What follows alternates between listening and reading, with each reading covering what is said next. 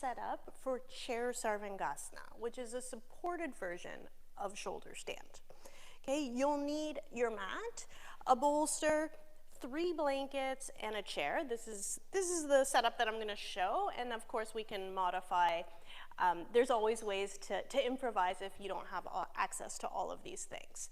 Okay, the first thing you need to do is take your mat, fold it in half, and then fold it in half again, which is what I typically refer to as a 4-folded mat.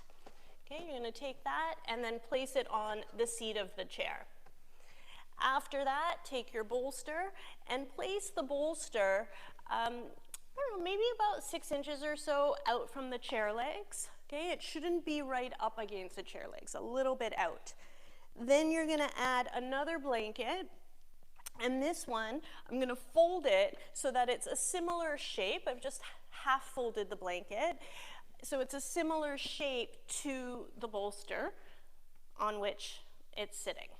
Okay, and then open up another blanket and place that on the floor here for your head, like this. And then this last blanket here, I would suggest using it. I'm going to fold it to make it a little bit thicker, and I'm going to place it on top of the chair seat here. So it's just a little bit of lift on the chair seat. And this is really, it does vary depending on your proportion.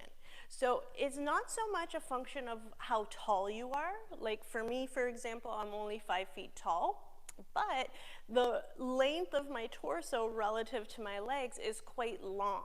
So I do well with some extra height here on the chair, right? I find most people do well with a little bit of height. There are a few people who would, end up being just fine with only the chair itself. So again, you can experiment. The blanket is one option. I feel like it's a pretty common prop, so that's why I'm showing it with the blanket. I sometimes use a second bolster to get even more lift, which I enjoy. If you have foam, those foams sometimes used in shoulder stand, you can use those as well. Those can be nice too. Okay, oh, and same for the floor, right? For this stuff here. If you don't have exactly this setup, just know the purpose here is to lift the floor up, to raise the floor. So what can you build that's going to give you a little lift? That's all it is, okay? And then everything you've set up here, you want to be close to a wall. The pose can be done in the middle of the room, but I suggest for starting out, it's nice to be near a wall. Okay, that is the setup for chair Sarvangasana.